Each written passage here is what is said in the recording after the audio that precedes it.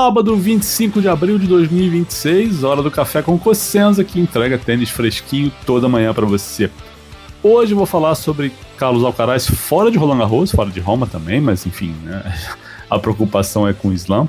Vou falar sobre o que isso significa para Jannik Sinner, mas também para Novak Djokovic, para João Fonseca. E vou falar também sobre Rafael Roder, que vai ser o adversário do João na terceira rodada do Masters 1000 de Madrid, que vai ser a estreia do João, porque ele avançou com o WO do Chilit, que teve uma intoxicação alimentar. Mas vamos falar primeiro sobre Alcaraz. Anunciou ontem, sexta-feira, que está fora de Roma, está fora de Roland Garros por causa de uma lesão no punho. Disse que depois de ver os resultados que ele fez ontem, sexta-feira, não vai jogar. E fala em esperar para avaliar a evolução, né, da recuperação dele e decidir quando voltar à quadra. Acho que tem algumas coisas importantes para prestar atenção aí que estão nas entrelinhas. Uma é que ele anuncia essa desistência de Roland Garros, principalmente, um mês antes. Isso significa que, assim, nem de perto é um caso de esperar até a última hora para tentar jogar. E ele não fala da gravidade da lesão, mas evidentemente é algo sério que ele não vai recuperar em um mês. Então, não é nada simples, né? A gente supõe que ele não esteja exagerando, não esteja sendo extremamente cauteloso. Óbvio que com a cautela necessária de um tenista que está no começo da carreira, apesar de ter vencido tudo que venceu, e que não quer comprometer e não quer deixar que a lesão se torne algo que vai limitá-lo, que vai encurtar a sua carreira. Então é óbvio que tem esse cuidado, mas a gente está falando de um mês antes. E se não é o caso dele de ser uma lesão daquelas que a gente costuma ver, tem que ficar as próximas 2 semanas fora, os médicos indicaram, 3 semanas de descanso, depois eu vou ver se eu tenho condição de treinar e jogar, porque é um grande slam, ele é campeão lá. Todo mundo quer jogar Roland Garros, todo mundo quer jogar Wimbledon, né? Todo mundo quer jogar esses torneios. Então, se fosse algo menos sério, seria, né? Precisa de repouso e depois volta. Seria o caso de ficar 2 semanas fora, não jogar Roma, não jogar Madrid essa semana e tal, né? Treinava ali 2 semanas antes de Roland Garros e via o que dá para fazer. Mas se ele está abandonando um mês antes, é porque não é o caso. Então não é nada simples, é algo sério e é algo que dá pra gente imaginar que seja bem sério. Tá? E aí a gente começa a pensar até se ele volta em Wimbledon. Porque no texto, no post que ele faz, ele nem menciona voltar na temporada de grama, que é algo que alguns tenistas fazem. Olha, realmente meu corpo não tá bem, eu vou tirar a temporada de saibro toda e volto na grama. Ele nem cita isso. Ele fala esperar a evolução para decidir quando voltar. Então é preocupante até para o Wimbledon. O que isso significa para o resto do circuito? Primeiro, dá uma folga para o Sinner no ranking, que é o número 1. Não tem quase nada para defender. Quer dizer, não defende nada agora em Madrid. Tem um vice para defender em Roma, mas o Alcaraz foi campeão lá, então para efeito de perder a liderança, né, evidentemente ele não vai perder, e a mesma coisa acontece em Roland Garros. O Sinner tem um vice para defender, mas o campeão foi o Alcaraz. Então, o que quer que aconteça, o Sinner mantém a posição e com uma chance de abrir uma vantagem enorme para o Zverev, porque ele não tem ponto para defender em Madrid e está jogando aí numa chave que ficou muito boa para ele. Vou falar sobre isso daqui a pouco. A chave de Madrid está bem interessante. E a gente tem que lembrar que o Zverev hoje está 8.000 pontos atrás do Sinner. 8.000 pontos. É uma coisa absurda. De vez em quando aparecem esses gráficos nas redes sociais da diferença do Sinner e do Alcaraz para o resto. Porque somando os dois, eles têm ali 26.000 pontos. 26 e pouquinho. O Zverev tem 5.000, o Djokovic tem 4.700, hoje ele assim tem 4.100. Cara, para chegar nesses 26 aí tem que somar muita gente. É muito louco. Então o Sinner vai ter uma folga aí. Óbvio que essa folga vem com uma certa pressão, porque ele agora passa a ser um favorito absoluto para tudo. Ele vem numa sequência de 18 vitórias, se não me engano. Tô falando de cabeça, não tô olhando agora. Mas acho que foi isso que eu li hoje cedo. Ontem cedo. Sempre esqueço que eu gravo na noite de sexta, mas tem que falar pra pessoa que vai ouvir no sábado. Mas eu vi na manhã de sexta-feira, que é 18... Na tarde de sexta-feira, né? Depois que ele ganhou do Bonzi, que tava com 18 vitórias seguidas. E é muita coisa. Então a pressão vai estar toda sobre ele. Que ele é favoritaço em Madrid, se jogar em Roma vai ser favoritaço. E imagina, ele chegando em... Se ele chega em Roland Garros, vindo de título de Monte Carlo, Roma e Madrid, ele não vai ser favoritaço em Roland Garros. É surreal. Eu não sei nem se é o caso dele, sei lá, se ganha Madrid, não joga Roma, para um tempo, enfim. O problema é que Roma é o país dele, né? Na Itália, torcida, enfim, é difícil você não jogar um torneio em casa, né? No momento que ele tá com expectativa, é difícil. Mas enfim, né? Pro ranking é maravilhoso para ele, só que aumenta um pouco a pressão. Agora tem o seguinte, né? O que significa isso pro Djokovic? Que, tudo bem, o Djokovic, né, não tá jogando, alegou uma lesão no ombro direito para não jogar em Madrid, possivelmente vai jogar Roma e vai para Roland Garros. E a gente sabe que o Djokovic tem enfrentado problemas físicos cada vez mais frequentes, porque a gente está com 38 anos, faz 39 esse ano, e daqui a um mês. Mas, com tudo isso, ele fez semifinal nos últimos 5 slams. São 2 Australian Opens e os outros 3, né? Roland Garros, Wimbledon e US Open. Um Australian Open que foi do ano passado, ele tem problema físico e abandona diante do Zverev, na semi.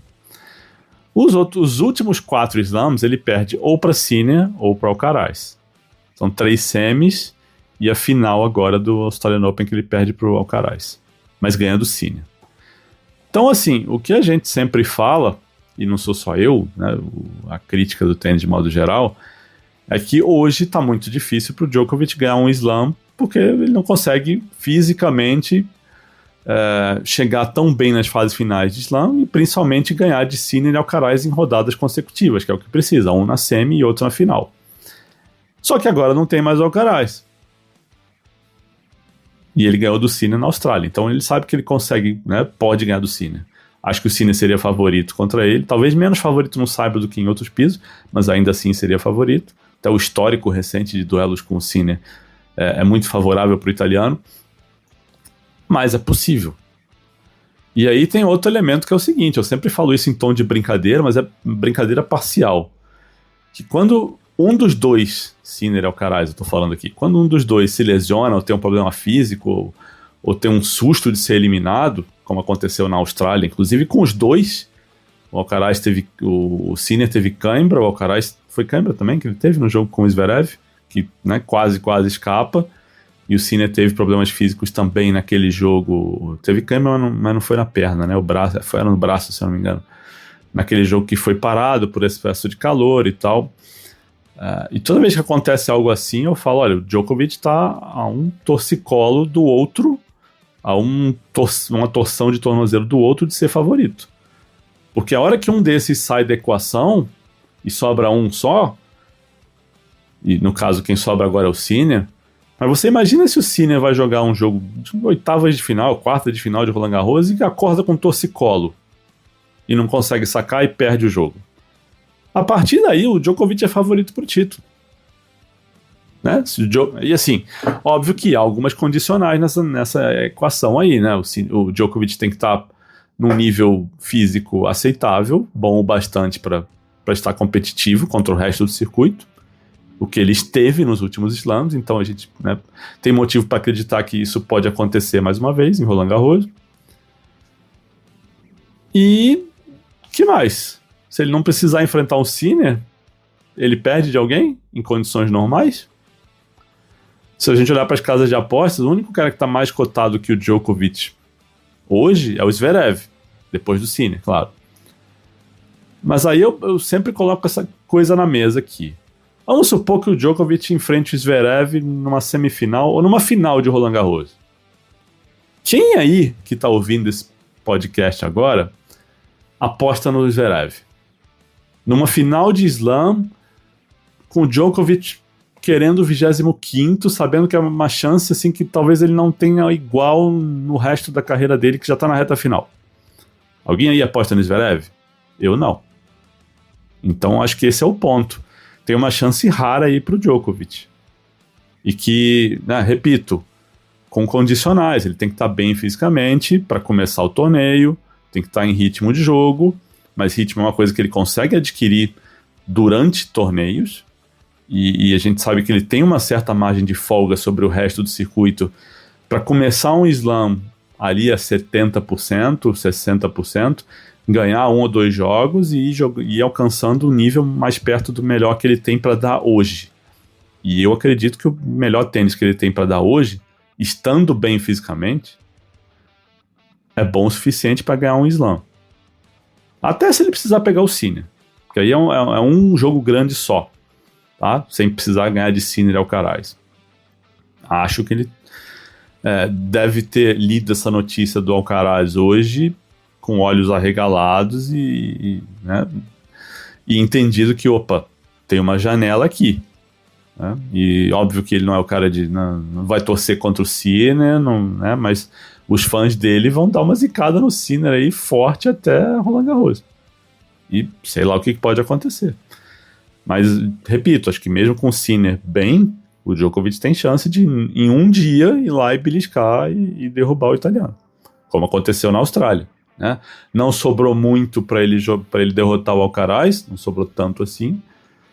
Ainda assim deu algum trabalho para o Alcaraz, mas tem uma chance aí, eu acho que é muito relevante. E a outra consequência desse abandono do Alcaraz é que o João Fonseca agora aparece em algumas casas de aposta, na Bet365, por exemplo, que é a casa que eu uso para ver partidas de tênis. Não sou patrocinado, não estou ganhando nada para falar isso. Sempre falo com os apoiadores que lá tem transmissão de todos os Masters 1000, da maioria dos slams, e você não precisa pagar extra, né? Você faz uma inscrição, faz um depósito e que não sei nem se tem valor mínimo hoje em dia. Eu fiz isso tanto tempo atrás, acho que uns 15 anos atrás já, e tenho essa conta que eu quase não mexo lá, não boto dinheiro há muito tempo e vejo jogos por lá. A Bet365, lá o João é o quinto. As cotações são Sinner, Zverev, Djokovic e o Arthur Fils em quarto. E em quinto, o João está empatado com o Musetti. Relevante. Não discordo totalmente das casas. Não tem uma pergunta que apareceu no grupo do Telegram, que eu vou responder mais adiante aqui no café. Nesse episódio ainda, é claro. Sobre isso, se eu acho que é um exagero das casas de aposta. Eu não acho que é exagero, mas já vou explicar por quê. Tá?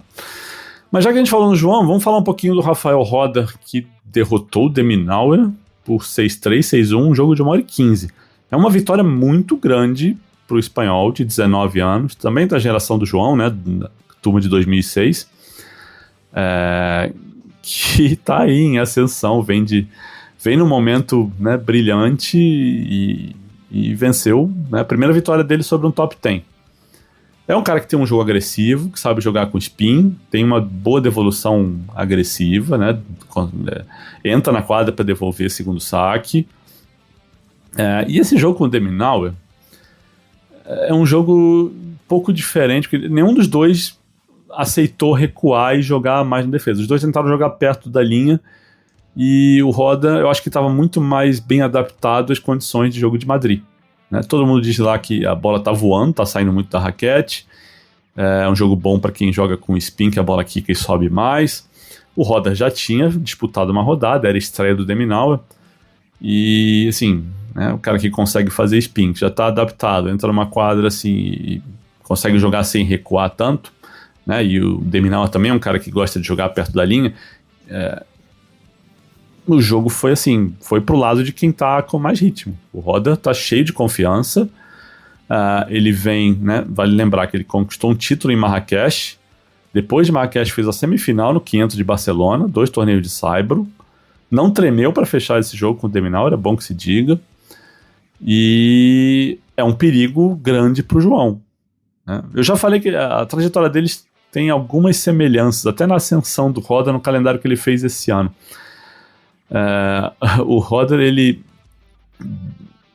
assinou com a mesma universidade que recrutou o João, a Universidade da Virgínia. A diferença, basicamente, é que um foi e o outro não, né? O João, quando tem aquele Rio Open muito legal, em 2024, que ele faz quarta de final, ele decide não ir para a faculdade. E o Roder vai para a faculdade. Então, se a gente olhar os números do João e do Roder, estão com um ranking não tão distantes um do outro, né? O João é 31, o Roder já é 42, subiu bastante esse ano. Mas a diferença, basicamente, o João tem um título a mais, claro. Aliás, não estou comparando resultado, tá? Mas estou comparando trajetórias. O João tem um ano a mais no profissional que o Roder, que foi esse ano que o Roder fez de faculdade, né? O João é precoce em um ano em relação ao Roder. Ele ganha o US Open Juvenil de 2023, se eu não me engano, e o Roder ganha o US Open Juvenil de 2024. E que é quando, sim, é o ano que o Roder joga os primeiros torneios juvenis dele, 2024. Torneios profissionais, perdão. Né? Mas ele joga ali 1, 2, 3, 4 torneios em 2024 e um torneio que foi 15 mil em Madrid em novembro, 2 torneios, 15 em Madrid, em novembro e dezembro de 2023. E o João, por sua vez, começa a jogar torneios profissionais no fim de 2022, um ano antes, quando ele joga ali um M25 no Rio, em outubro, e joga um Challenger em São Leopoldo em novembro de 22. Né? Depois joga um M25 em Lajeado, e pronto, termina 22. Depois volta a jogar em 2023, que é um calendário modesto, assim, né? Ele joga poucos torneios profissionais, ainda está jogando juvenil, e é o ano que ele ganha o US Open, 2023, né, juvenil. E a trajetória do Roder esse ano é muito parecida, quer dizer, muito parecido, né? Tô um pouquinho de exagero aqui. Mas é um calendário parecido com o que o João fez na virada ali de 24 para 25. Eu já falei isso num café, né, no começo dessa semana, né, no domingo, na segunda-feira, se eu não me engano. Mas o Roder joga o Next Gen Finals do ano passado, começa o ano no Challenger de Canberra, que o João foi campeão ano passado, e o Roder é vice esse ano. O Roder fura o quali do Australian Open, que o João também furou ano passado. Faz segunda rodada, que o João também fez ano passado. E aí, ok, né? Ano passado o João foi campeão de um ATP 250 em Buenos Aires. O Roder não foi, mas o Roder faz ali, fura o quali em Miami e ganha um ATP 250 de Marrakech. Ou seja, com um ano e um mês mais ou menos de diferença do título do João em Buenos Aires. E aí sim, aí ele vai para Barcelona, logo depois de Marrakech, faz uma semifinal, perde do Arthur Fils, que foi o campeão, e agora está na terceira rodada em Madrid, vindo de uma vitória sobre um top 10. E lembrando que o João, né, um ano atrás, no Australian Open, ganhou um top 10 também, que foi o Rublev. Então, tem números, tem coisas em comum nessa trajetória aí, inclusive a faculdade, né, foi a mesma faculdade que recrutou os dois. Alguém me perguntou no Telegram se eles já se enfrentaram. Falou, não, nunca se enfrentaram em nenhum nível. Foi a Helena que perguntou. Mas eu acho que esse jogo, acho que a gente pode até falar mais sobre isso no episódio de segunda-feira, depois do jogo, mas já deixo aqui adiantado, que eu acho que esse duelo tem um risco para o João, que é o seguinte, o João vem de um WO, que aí seria o jogo dele contra o Tillich nessa sexta-feira, não aconteceu, o Tillich teve uma intoxicação alimentar, e o João vai estrear em Madrid na terceira rodada. Tem uma vantagem de estrear na terceira rodada, de ser cabeça de chave, no Masters, né, em comparação com o Slam, é que se você estreia na segunda rodada e o adversário não tá bem, você avança por WO. No Slam isso não acontece, porque ninguém entra na segunda rodada, então se o adversário tá mal na sua estreia, vai entrar um Lucky Loser. No Masters 1000, não. Se você é cabeça de chave, é WO mesmo, você vai para a terceira rodada. E só que aí é o seguinte, né? Tem essa vantagem de você já entrar, né? Estrear avançado no torneio, você deixa de fazer um jogo que era perigoso contra o Tillit. Mas você vai pegar um cara que vem de 2 jogos, vem de uma primeira vitória sobre o top 10, tá, né, cheio de confiança, porque não só isso, vem de 2 resultados importantes, Marrakech e Barcelona, como eu falei agora. Então é um perigo considerável para o João. Né? E é um cara que está mais adaptado às condições de jogo, que é outra coisa que em Madrid faz muita diferença. Madrid é um torneio de saibro, mas é peculiar, são quadras que são provisórias, tem altitude, e se a gente olhar a chave de Madrid e ver as estreias, muitos dos caras que estrearam na segunda rodada, cabeça de chave, já caíram. Né? O Diallo perdeu do Müller, o Tommy Paul perdeu do Thiago Tirante, né? Todos estrearam, né, nessa sexta-feira. O Rublev perdeu do Koptiva, o Deminauer perdeu do Roda, como eu falei, o Shelton perdeu do Prismit, o Vacherot perdeu do Nava, tudo isso nessa sexta-feira. Então, assim, tá mais do que óbvio a diferença que isso faz. Então, o Roda chega nessa terceira rodada com o João com uma vantagem muito grande nesse aspecto. Tá? Não estou dizendo que o Roda era favorito, que vai ganhar, mas assim, é um cara que, além de vir num momento bom, vai ter isso de pegar um João que tá ali há uma semana e pouquinho sem competir. E jogando, vai estrear num torneio que tem condições peculiares. Né? Ok, tá lá, tá treinando, mas é diferente, né? Então, tem um perigo aí. A vantagem pro João é que ele, tá aí na terceira rodada contra um cara que é azarão, podia estar jogando contra um top 10, que é o Deminauer, só que o Deminauer também não tá numa fase muito boa, né? Sejamos sinceros. E se vencer, chega nas oitavas contra o Hinderknecht, que ele já pegou nos últimos 2 torneios e ganhou, ou o Koptiva, ou seja, não é um Rublev, que num dia normal seria o cara mais perigoso dessa chave aí. E aí a gente já começa a imaginar que quarta de final pode ter um Sinner e Fonseca em Madrid. Mas pensando muito para frente, né? Aliás, o Arthur Fils não perdeu, mas fez um jogo duríssimo contra o Bussi, que vinha de vitória sobre o Manarino na estreia. E o Bussi levou ele ao limite ali. Foi um jogo que foi 7-6, 6-7, 7-6, 7-5. 6-7, 7-6, 7-5. Com uma quebra nesse último game aí. Não é vida fácil para quem estreia em Madrid, não. Então, tem isso. Tá? Agora, o outro lado da moeda. Tem que ver como é que o Roda lida com essa situação, né? Tudo que eu li sobre o espanhol diz que ele é um garoto muito tranquilo, que tem uma família boa, que né, não é desses de se deslumbrar com as coisas. Mas é um jogo em casa, todos os olhos estão nele, tá chegando para um outro jogo grande, às vezes o tenista derrota um top 10 e não gerencia muito bem as emoções e não chega tão bem para o jogo seguinte, né? E o João é um adversário forte, evidentemente. Só que pro João é uma situação rara, né? De pegar um cara mais novo, em ascensão, perigoso e badalado. É estranho, né? A gente vê o João numa situação assim. Vamos ver como é que os dois reagem a isso. Eu tô muito, muito, muito intrigado para ver essa partida. Para terminar aqui, vou ler as perguntas que os apoiadores mandaram no grupo do Telegram, começando pela pergunta da Nath. Ela estava comentando as cotações das casas de aposta e ela fala assim, longe de mim torcer contra, mas não é meio exagero, não? Ela está falando de colocar o João no top 5, né, dos mais cotados para o título de Roland Garros. É que assim, Nath, casa de aposta mexe com dinheiro e o principal objetivo deles é proteger o dinheiro deles, claro. E o que acontece? Quando você estabelece odds ou cotações, você tem que pensar nos cenários mais extremos. Então, o João tá jogando bem? Tá.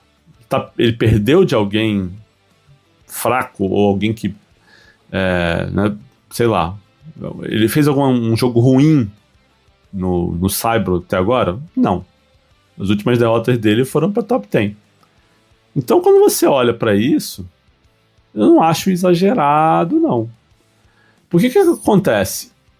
A casa de aposta sempre leva em consideração, como eu falei, o cenário extremo. O cenário extremo na parte de cima nesse polo de cima é o melhor João Fonseca possível. E o melhor João Fonseca possível talvez seja melhor que todo o resto da chave, a não ser Sinner, Zverev, Djokovic, Fils, talvez, Musetti, talvez, nem sei, viu? Tô falando do melhor João possível. Então, quando você estabelece essas odds, você tem que pensar nisso, porque você está protegendo o dinheiro da casa, né? Então você não vai botar essa odd muito alta ou baixa, depende de como você fala, mas assim, você não vai pagar tanto para um título do João Fonseca, porque não é tão improvável assim, né? Considerando a chave de 128. Entendeu? Não é que o João é, sabe, favorito ao título, não é isso. Mas se você pensar que existe um dia o João vai ter um torneio, um slam, que ele vai chegar longe e vai jogar o melhor tênis dele e vai brigar por título, a casa de aposta tem que considerar a hipótese de que esse torneio vai ser sempre o próximo, e o próximo é Roland Garros. E aí a cotação acaba sendo assim, né? Porque se a gente pegar, sei lá, vamos pegar quem tá o Casper Ruud, por exemplo, um cara que tem 3 finais de Roland Garros. Você acha que o melhor tênis do Casper Ruud hoje tem mais chance de ganhar um título de Roland Garros do que o melhor tênis do João? Eu acho que não. Mesmo considerando a experiência do Ruud e tal, um cara que eu gosto de ver jogar. Mas é isso que conta, sabe? É isso que conta. Então, é mais ou menos por aí a coisa. O Ricardo Silveira perguntou se eu vi o jogo do Roda na sexta-feira, se tem algum buraco ali pro João Fonseca explorar. O Roda não é tão consistente assim, Ricardo, mas assim, não dá pra julgar isso também só pelo jogo com o Deminauer. Eu vi o jogo. Inclusive ele tá rodando aqui na minha tela enquanto eu tô gravando isso, porque eu tava revendo. É que o jogo com o Deminauer, ele é um jogo de um tentando controlar o outro o tempo inteiro. Não é um jogo nenhum dos dois aceitou a trocação ali. Nenhum dos dois aceitou ficar em neutro em trocas mais longas. Isso aconteceu muito mais no jogo do Fils com o Busser, por exemplo. De ter trocas mais longas, os caras ficarem ali, um esperando o outro, um estudando o outro. Né? Não é trocando bola devagarinho, mas assim, né? Um vendo quando é que o outro ia mudar a direção, testando o outro. Às vezes pagando para ver. Esse jogo do Roda com o Deminauer foi muito de eu vou empurrar você para trás, eu não vou ser empurrado. E aí acaba tendo mais erro do que normal. E o Deminauer não estava num dia bom, evidentemente. Mas o Roda fez coisas interessantes. E como eu falei antes, ele é um cara que, se o primeiro saque do adversário não estiver entrando, ele vai agredir, ele vai atacar, ele vai tentar jogar mais perto da linha. Não sei se ele vai conseguir contra o João. Né? A bola do João pesa mais. Mas aí tem que ver como é que o João vai entrar em quadra ali. Se ele vai entrar calibrado, se ele vai sentir as condições, enfim, tem um monte de elemento aí. É difícil dizer porque o João não jogou em Madrid ainda. Eu tendo a achar que o João é favorito, apesar dessa desvantagem de não ter competido ainda. A Helena pergunta, já tinha perguntado, né, se o Roder e o João não se enfrentaram, eu falei que não. E tem outra pergunta da Helena aqui que é legal, que ela diz assim: faz diferença na hora de WO por intoxicação alimentar quem é o adversário e o quanto dá pra arriscar aí pro jogo, né? Posso entender que o João mete medo? Faz diferença, né? E eu não tô aqui falando do Tillit especificamente, porque seria, né, leviano da minha parte, eu não sei a gravidade dessa intoxicação, não sei o quanto o Tillit teria condições de entrar em quadra para tentar. Porque aí, né, caso a caso. Mas, evidentemente que sim, o tenista, né, sabe as suas condições e olha para quem ele vai enfrentar e imagina se dá ou se não dá. E se ele achar que não dá, de repente é melhor nem entrar em quadra, porque você vai, entra e com 3 games você percebe, putz, não devia estar aqui, e aí abandona, é feio, né? É ruim para ele, ruim para o público, ruim para o adversário, não é legal para ninguém. E o Tillit é um cara que sempre foi muito correto, né, dentro de quadra, com adversários e tal, e né, se ele disse que não dava é porque eu não tenho motivo para duvidar que não daria para ele fazer uma apresentação decente. Agora, falando em termos gerais, tem isso, né, de você saber como você está, quem é o adversário, o que o adversário vai exigir de você. Se a gente pegar, e eu tive a curiosidade de dar uma olhada aqui, só por curiosidade, não quer dizer nada, porque cada caso é um caso, mas Se a gente olhar o todo, tem coisas que não são exatamente coincidência. Mas, por exemplo, o Djokovic já ganhou 17 partidas por WO na carreira. É bastante.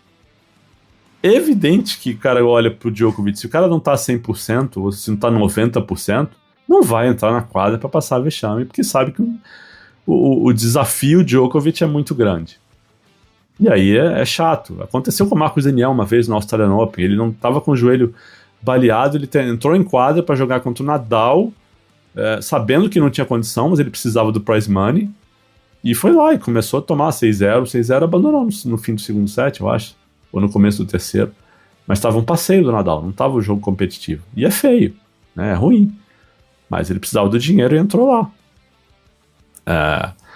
Então às vezes acontece de você olhar para o adversário do outro lado e putz, com esse cara não dá. Agora, não tô comparando com a carreira do Djokovic, tá, que é muito mais longa, mas se você olhar, eu peguei os números do Bublik, que é um cara que joga pontos curtos, que você nunca sabe, né, se vai entrar em quadra super afim de jogar ou se não vai. Sabe quantas vitórias ele tem na carreira por WO? 0. Você acha que é coincidência isso? Não é, né? Não é que a carreira dele começou ontem. O Bublik é um cara de 28 anos. O cara chegou aos 28 sem ganhar nenhum jogo por WO, sabe? Então, óbvio que desses 17 do Djokovic, eu não tô dizendo que todos os 17 estavam pouco ou muito lesionados, ou, sabe? Mas se você olha para um extremo e olha para o outro, você entende a diferença, né? O Wawrinka tem 4 vitórias por WO na carreira. O Ferrer tem 6. É uma diferença pequena, mas óbvio que o Ferrer era um nível de exigência física muito maior do que o Wawrinka, né? E dependendo do momento da carreira do Wawrinka, muito, muito, muito maior. Então, o Federer tem 14 vitórias por WO na carreira, o Nadal tem 11. E o Nadal tem 11 tendo jogado muito, né, muito menos que Federer e Djokovic. Para terminar, a Michela perguntou, acho que eu até já respondi, mas deixa eu ver aqui. Caso você tenha visto o jogo de Deminaur e Roda, queria seu comentário mais técnico. Você acha que o Roda que jogou absurdamente bem, ou você acha que uma boa parte desse placar foi feito pelo fato de o Deminaur estar num dia meio ruim? Eu acho que é meio a meio aí, Michela. Eu acho que o Roda jogou bem, não acho que foi um jogo espetacular dele, mas o Deminaur não jogou bem. Não jogou bem, que eu digo padrão Deminaur que a gente espera do Deminaur, sabe? Porque ele também não tá num momento bom, né? Se a gente olhar aqui, desde Roterdã, quando ele foi campeão, ele toma a primeira rodada em Acapulco, segunda em Indian Wells, primeira em Miami, ele perde pro Tsitsipas, na fase do Tsitsipas, em Miami. Aí ele perde nas quartas em Monte Carlo pro Vacherot, e perde nas oitavas para o Medjedovic em Barcelona. Então o Deminaur realmente não está no momento brilhante e não foi um jogo ruim, isolado, esse contra o Roda. Mas o Roda jogou bem, né? Foi competente. Eu acho que o Roda até falou isso na entrevista depois do jogo, que foi um jogo 6-3, 6-1, mas teve muitos games ali que, né, com breakpoint para o Deminaur, com vantagem para o Deminaur, e o Roda ganhou todos os pontos importantes. Ou a maioria deles. Então, meio a meio, sabe? Não foi uma partida espetacular do Roda, mas não foi uma partida boa do Deminaur também, não. Bom, é isso, né, gente? Eu volto... Não sei se eu volto amanhã, dependendo, né? Eu não costumo gravar no domingo, mas se tiver coisa relevante acontecendo nesse sábado, volto domingo. Se não, até segunda-feira, gente. De qualquer maneira, curtam o fim de semana e até a próxima. Abraço.